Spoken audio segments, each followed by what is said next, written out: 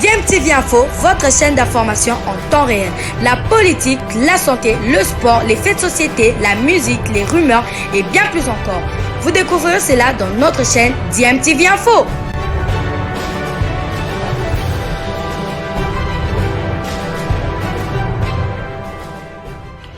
Vous êtes sur DMTV, bonjour ou bonsoir, tout dépend de l'heure à laquelle vous nous suivez. Tout plaisir est pour nous de vous retrouver, mais surtout de savoir que vous êtes nombreux en train de suivre votre chaîne YouTube DMTV. DMTV qui vous propose l'actualité, vous propose également des analyses et des réflexions sur des sujets d'actualité, sur des faits sociaux, tout simplement sur des réalités que nous observons ici chez nous en République démocratique du Congo.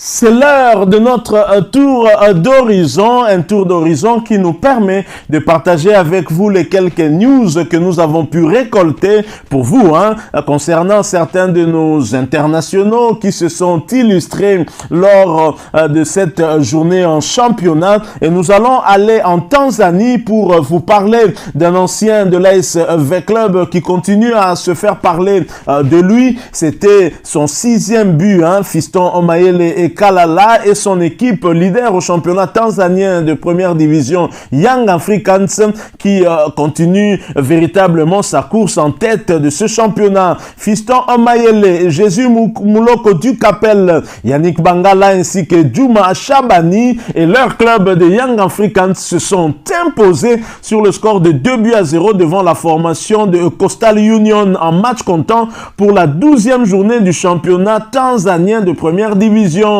Presque toute la colonie congolaise a disputé cette explication qu'ils auront bien maîtrisée sans pour autant se mettre en danger devant un adversaire qui est venu jouer son va-tout. Et comme souvent cette saison, Fiston Omayele et Kalala s'est illustré en ouvrant le score à la 41e minute. C'est son 6e but de la saison en championnat et le 7e toute compétition en confondue. Et par cette occasion, Fiston Omayele et Kalala, ancien de l'ASV Club, a pris officiellement la tête du classement des buteurs dans ce championnat. C'est vrai que le championnat est en cours et on espère que Fiston Omayele Kalala pourra maintenir le cap et rester ainsi leader des buteurs dans ce championnat. Et cette victoire de 2-0 permet à leur équipe de Young Africans de conserver son fauteuil de leader avec 32 points devant Simba SC de la Tanzanie. Alors la prochaine journée, ce sera ce face-à-face avec Police Tanzania le 23 janvier prochain, dans l'optique bien évidemment de conserver leur place des leaders. Les Congolais de Young Africans vont batailler dur avec leurs autres coéquipiers afin de pouvoir conserver leur place de leader. Alors puisque nous sommes chez Young Africans en Tanzanie, bien évidemment, une autre nouvelle, nous en parlions il y a un peu ici, il y avait des rumeurs sur un probable transfert d'un joueur du tout-puissant Mazembe dans cette équipe-là. Young Africans qui continue à se renforcer avec des Congolais, eh bien, c'est confirmé, Chico Ushindi a grandi la colonie congolaise chez Young Africans. L'ancien sociétaire du tout-puissant Mazembe Anglebert vient de rejoindre officiellement cette formation tanzanienne. La nouvelle vient d'être confirmée par la formation tanzanienne. C'est un transfert qui était dans les tuyaux depuis quelques jours et n'attendait que son officialisation. Pur produit du centre de formation du tout-puissant Mazembe, l'ailier international congolais va franchir un nouveau cap dans sa carrière. Il rejoint ainsi dans cette équipe la colonie congolaise déjà bien garnie avec plus ou moins 7 joueurs. Chico Ushindi qui est allé en renfort, c'est dire que cette équipe de Young Africans a comme ambition en tout cas de gagner le titre cette année. Visiblement, elle se donne des moyens pour y parvenir.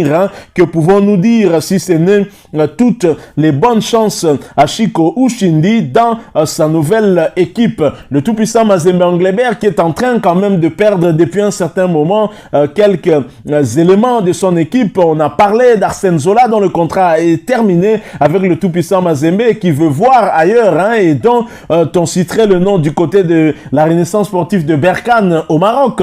Il y a également Mika Miché, c'est désormais officiel, il est du côté de Saint-Éloi Lupopo. Nous en parlons d'ailleurs après ce sujet concernant la Tanzanie dans quelques secondes. Donc, et il y a aussi Chico Ushindi, on vient d'en parler, qui vient de signer du côté de Young Africans en Tanzanie. Alors, voilà, nous allons donc poursuivre ce petit tour d'horizon en revenant ici au pays et nous allons du côté de Lubumbashi pour parler cette fois-ci des 4 joueurs recrutés par le FC Saint-Éloi Lupopo et qui ont été présentés à la presse.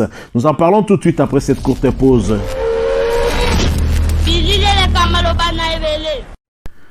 Revenons ici pour parler du mercato du FC Saint-Éloi à Lupopo. Lupopo qui continue à frapper fort. Et Lupopo qui est allé puiser dans au moins 4 grands clubs de la République démocratique du Congo pour se renforcer.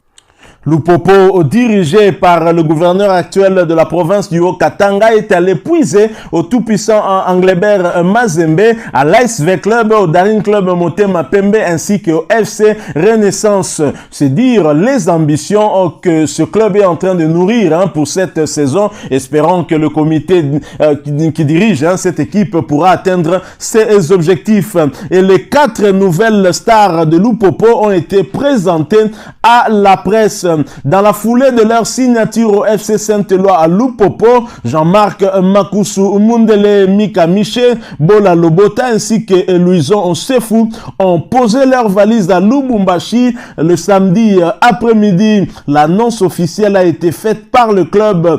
C'était le 8 janvier dernier et hier dimanche, les 4 joueurs ont été présentés à la presse locale depuis la salle de conférence de l'hôtel La Source sur place à Lubumbashi. Respect de la nouvelle tradition du club jaune et bleu. Cérémonie solennelle présidée par le numéro 1 du club, Jacques Kiaboula, en présence des membres de la coordination du club et bien sûr des journalistes. Jean-Marc Makusu Mundele a officiellement lié au FC Saint-Éloi Lupopo pour les 3 prochaines saisons. L'ancien de l'ASV Club et du Daring Club Motema Pembe mettra son talent de buteur et surtout son expérience au service des Lumpa pour, bien entendu, la conquête des objectifs visés depuis le début de cette saison.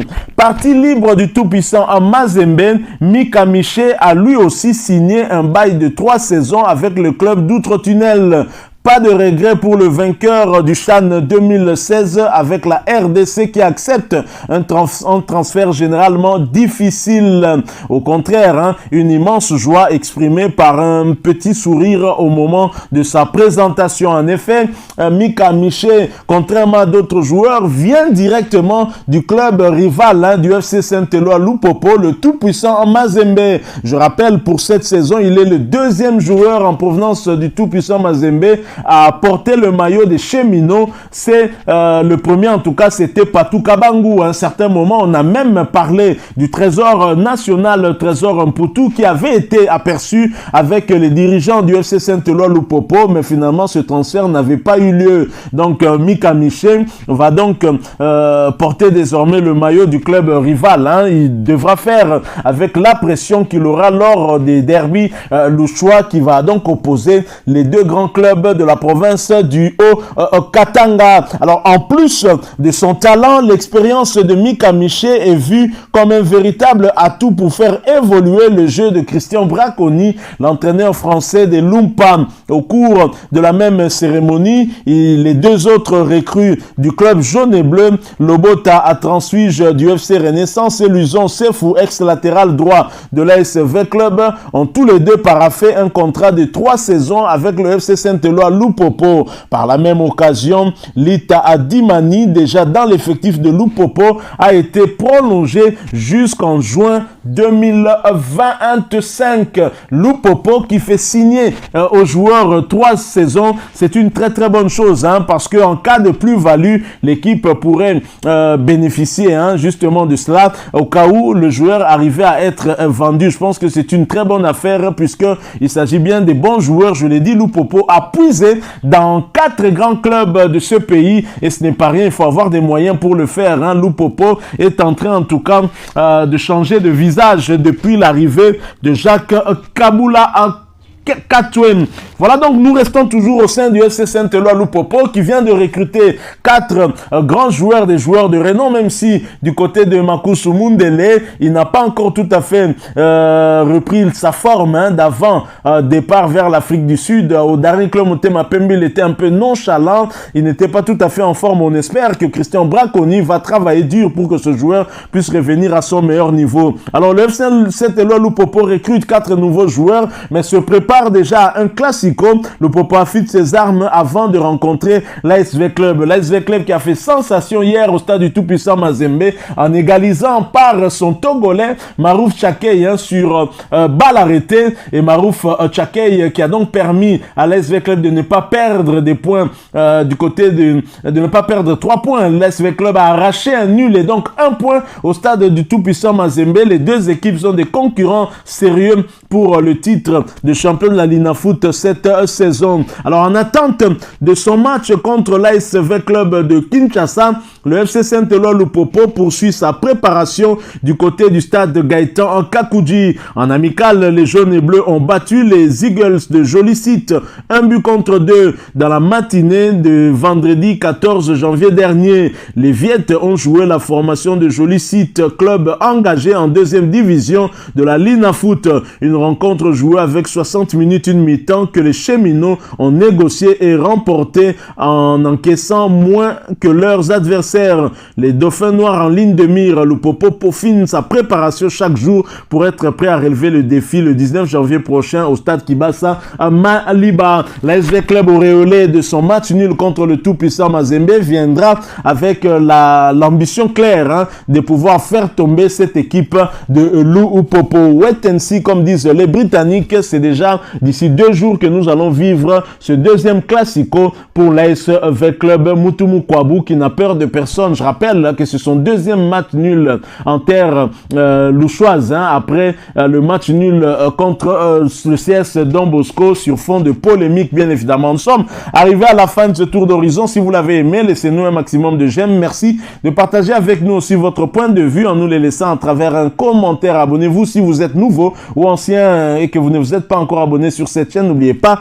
d'activer la petite cloche de notification. Pour cela, cliquez tout simplement sur celle que vous verrez apparaître dès que vous serez abonné, parce qu'elle vous permettra de ne plus rien manquer des prochaines vidéos que nous vous proposerons. Encore une fois, merci à vous, avec l'espoir de vous retrouver bientôt dans un autre sujet d'actualité. En attendant, portez-vous bien et DMTV vous dit au revoir.